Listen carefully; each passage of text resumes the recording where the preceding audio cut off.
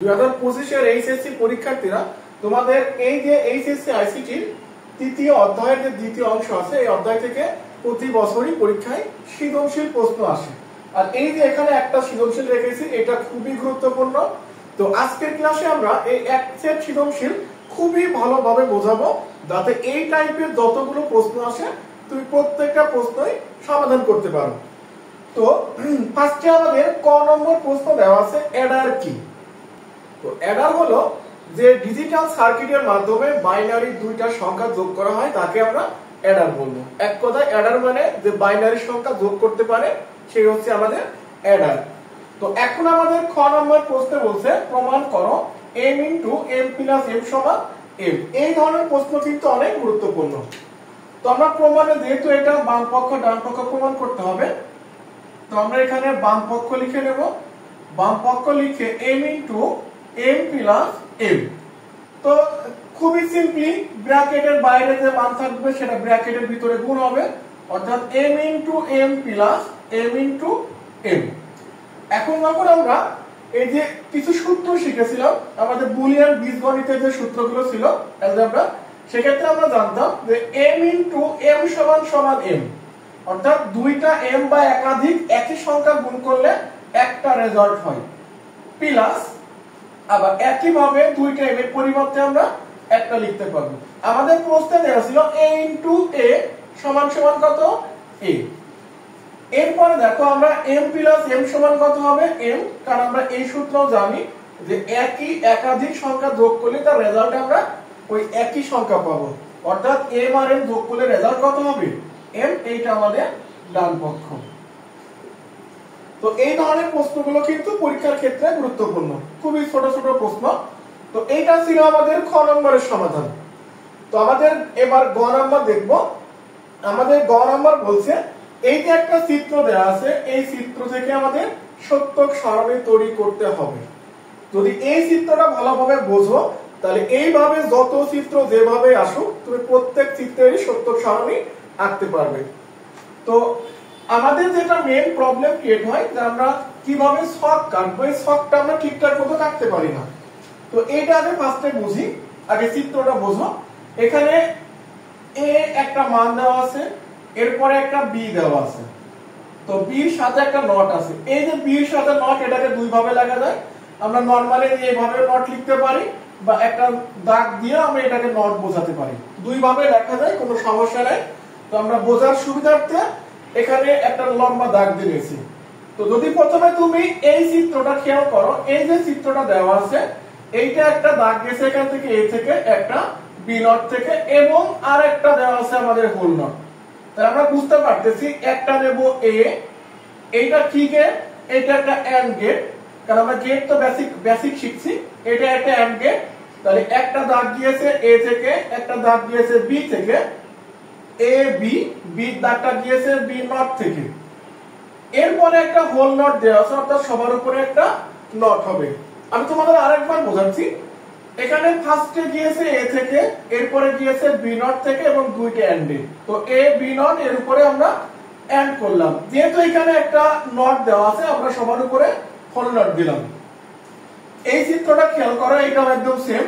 প্রথমে a থেকে b not থেকে, তারপর লিখে দেব a b নট যেহেতু এন্ড গেট। এরপর আবার একটা হোল নট দেওয়া আছে, আমরা একটা হোল নট বসিয়ে দিলাম। তো এরপর একটু সামনের দিকে মুভ করি। দেখো এই সাইড থেকে এখানে একটা রেজাল্ট দিয়েছে, এই সাইড থেকে এখানে আরেকটা রেজাল্ট দিয়েছে। আবার এই দুইটা গেট অর গেটের মাধ্যমে যুক্ত হয়েছে অর্থাৎ এই রেজাল্ট আর এই রেজাল্ট অর করতে হবে। তো a b নট এর উপর whole nought plus a b nought তার উপরে হোল নট। এইটা হচ্ছে পুরো y বা আমাদের আউটপুটের মান। এটা পুরো y এর ভ্যালু বলতে পারো, আউটপুট বলতে পারো। তো আশা করি বুঝতে পারছি একটা চিত্র থেকে আমরা সমীকরণ দাঁড় করালাম।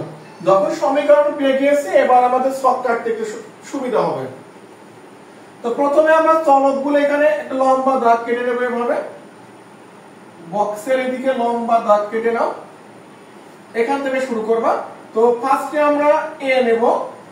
এখানে প্রথমত a, এরপর b এর উপর নট আছে, তো আমরা b নটটাকেও নিয়ে নেব। তাহলে a b নট আমাদের দুইটা নেওয়া শেষ।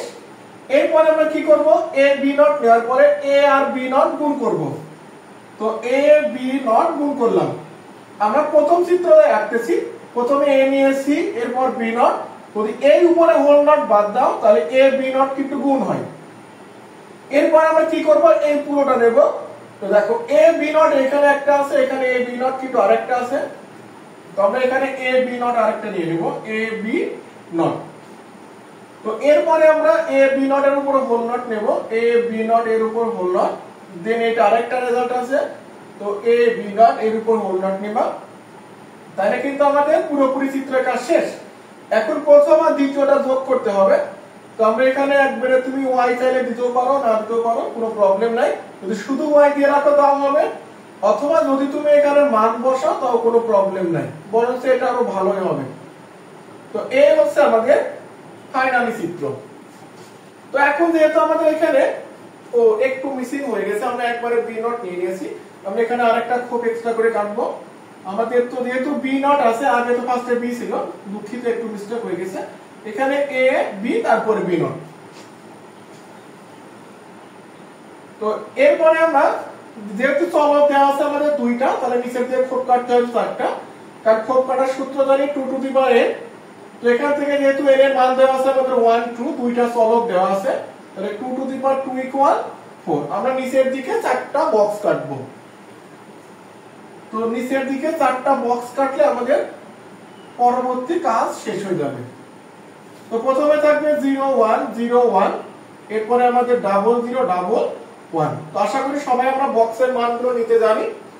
তো এরপরে ফার্স্টে আসছে বি নট, অর্থাৎ এই বি যে লাইনটা দেওয়া আছে এই লাইনে নট করতে হবে। 0 নট করলে আসবে 1, 1 এর নট করলে 0, 0 নট করলে 1, 1 এর নট করলে 0। অর্থাৎ নটের মিনিং হবে যে রেজাল্ট থাকবে তার উল্টা মানটা বসাইতে হবে। এরপরে বলছে এ বি নট, অর্থাৎ এর সাথে বি নটটা গুণ করতে হবে। তো এখানে দেওয়া আছে আমাদের এ আর এটা দেওয়া আছে বি নট, তাহলে এই লাইন আর এই লাইন গুণ করব। 0 1 গুণ করলে 0, 0 0 গুণ করলে 0, 0 1 গুণ করলে 0, 0 1 গুণ করলে কত হবে, 0 হবে। তো এই হচ্ছে আমাদের এই লাইনটার গুণ।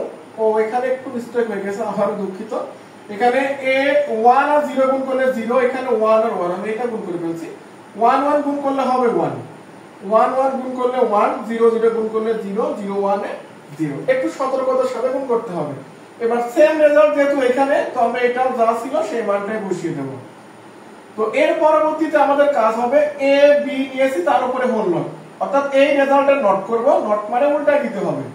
তো যদি আমরা মানগুলো সব উল্টায় দিই তাহলে 1 1 0 এবং 1। তো এইখানেও সেম রেজাল্ট 1 1 0 এবং 1। তো এরপরে আমরা এই দুইটা রেজাল্ট যোগ করব, অর্থাৎ এই রেজাল্ট এবং এই রেজাল্টটা যোগ করব। তাহলে 1 1 যোগ করলে 1, 1 1 যোগ করলে 1, 0 0 যোগ করলে 0, 1 1 যোগ করলে 1। এই যে আমাদের অ্যানসার, অর্থাৎ সত্যক সারণী হয়ে গেছে। তো আশা করি বুঝতে পারছো। এইভাবে করে বাসায় আরো দু একটা প্রশ্ন প্র্যাকটিস করতে হবে। আর যদি প্র্যাকটিস করতে গিয়ে কোথাও প্রবলেম ক্রিয়েট করো তাহলে কমেন্টে জানাবা, আমি দ্রুত চেষ্টা করব যত দ্রুত পসিবল হয় তোমাদের প্রশ্নটা সমাধান করে দেওয়ার জন্য। তো এরপরে আমরা এই যে এখানে গ নম্বরের পরে যে ঘ নম্বর প্রশ্ন দেওয়া আছে, এই প্রশ্নটা কিন্তু বেশি ইম্পর্টেন্ট। এই যে আমাদের 2 নং চিত্র 1 নং দ্বারা বাস্তবায়ন করা যাবে কিনা, বা তৃতীয় চিত্র আমাদের দ্বিতীয় চিত্র দ্বারা বাস্তবায়ন করা যাবে কিনা, এই ধরনের প্রশ্নগুলো কিন্তু একটু বেশি গুরুত্বপূর্ণ। তো এটা বুঝিয়ে দিয়ে আমরা এখন ঠিক গ নম্বরের কাজ, গ নম্বর শেষ, আমরা ঘ নম্বরের কাজটা করব। তো ঘ নম্বরের জন্য আমরা অলরেডি একটা চিত্র আমাদের এখানে ওঠানো আছে, আমরা এটা মুছবো না, আমরা এক্সট্রা করে আরেকটা চিত্র এখানে নেব। পরবর্তী চিত্র দেয়া আছে আমাদের, এইটা কি গেট, এইটা হচ্ছে আমাদের অর গেট, এ এবং বি এইটা আমাদের অর গেট, এখানে একটা নট দিলে হয়ে যাবে নর গেট। তো আমরা সিম্পলি লিখতে পারি এ বি এর উপরে নট, এ হচ্ছে আমাদের নর গেট। তো এই নর গেট আমাদের এইটা 1 নাম্বার চিত্র, আর এইটা হচ্ছে আমাদের 2 নাম্বার চিত্র। তো আমাদের প্রশ্ন দেওয়া আছে যে 2 নং চিত্র 1 নং চিত্রের মাধ্যমে, অর্থাৎ 2 নম্বরে যে রেজাল্ট দেওয়া আছে এই রেজাল্টটা 1 নম্বরের মাধ্যমে বাস্তবায়ন করা যাবে কিনা, এই হচ্ছে আমাদের কাজ। তো আমরা ইকুয়েশন ঘ নম্বরে প্রথমে এ বি নট এর উপর whole nought plus A B nought এর উপরে হোল নট। তো এখান থেকে দেখো আমরা ফার্স্টে এটা ভাঙবো। আমরা মর্গানের সূত্র জানি, মর্গানের সূত্র দেওয়া ছিল এ বি এর উপর হোল নট থাকলে ভেঙে হবে এ নট ইনটু বি নট, অথবা যদি এন্ড গ্রেড আকারে থাকে এ বির উপর হোল নট, তাহলে আমাদের লিখতে পারি কত এ নট প্লাস বি নট, অর্থাৎ যোগ থাকলে গুণ হবে আর গুণ থাকলে যোগ হবে। তো ফার্স্ট অফ অল আমরা এই মানটাকে ভেঙে নেব।